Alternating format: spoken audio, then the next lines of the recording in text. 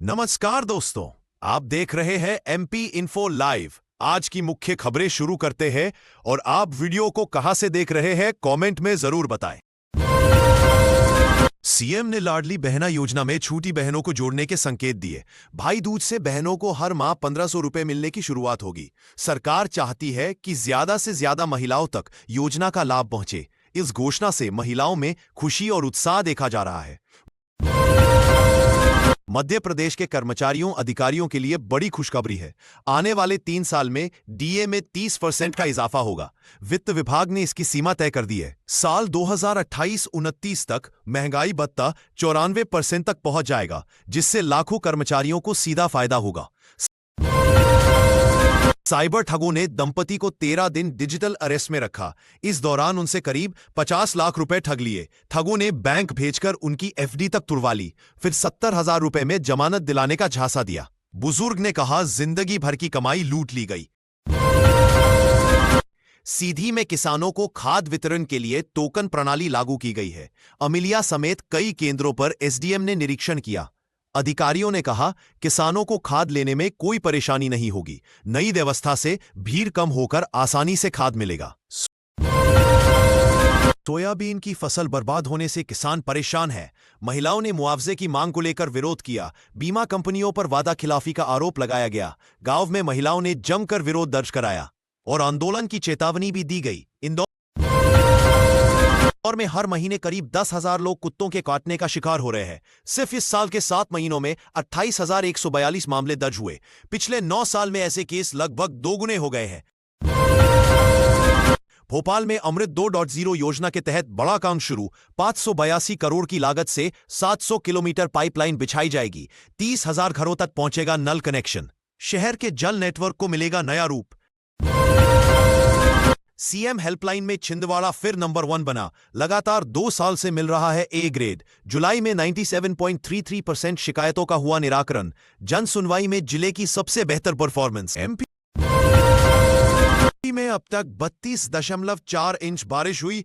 Season के कोटे का 87% पानी गिर चुका है। प्रदेश से गुजर रही है मानसून ट्रफ। 12 जिलों में भारी बारिश का अलर्ट जारी।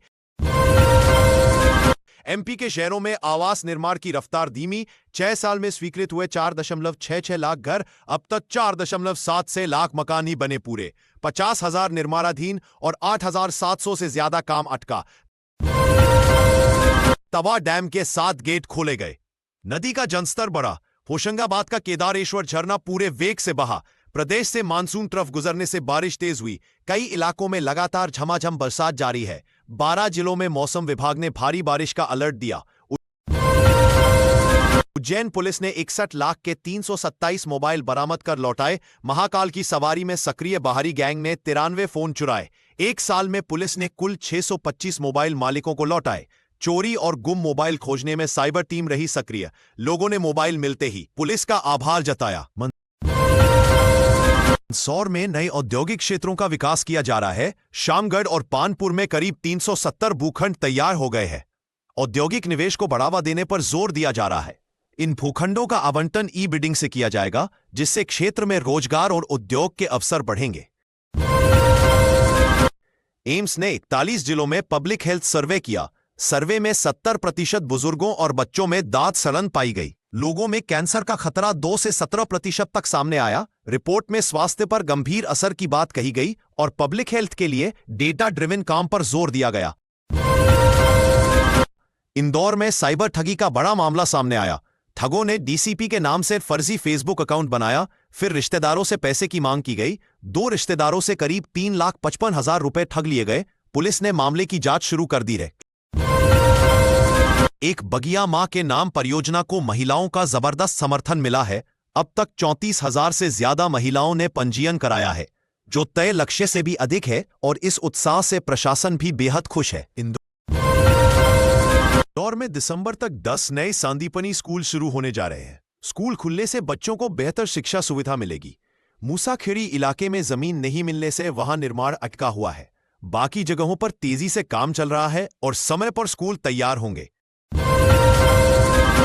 पूर्व केंद्रीय मंत्री प्रेम सिंह पटेल ने केंद्रीय कृषि मंत्री नरेंद्र सिंह तोमर से मुलाकात कर कहा कि किसानों को फसलों के उचित दाम दिलाए जाएं।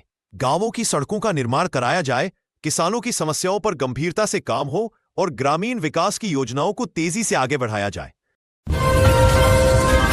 सतना में एक व्यापारी बैंक से 3 लाख रुपए निकालकर सब्जी खरीदने गया था, तभी स्कूटर की डिग्गी तोड़कर रकम चोरी हो गई। घटना सीसीटीवी कैमरे में कैद हुई है और पुलिस ने 3 संदिग्धों की तलाश शुरू कर दी है।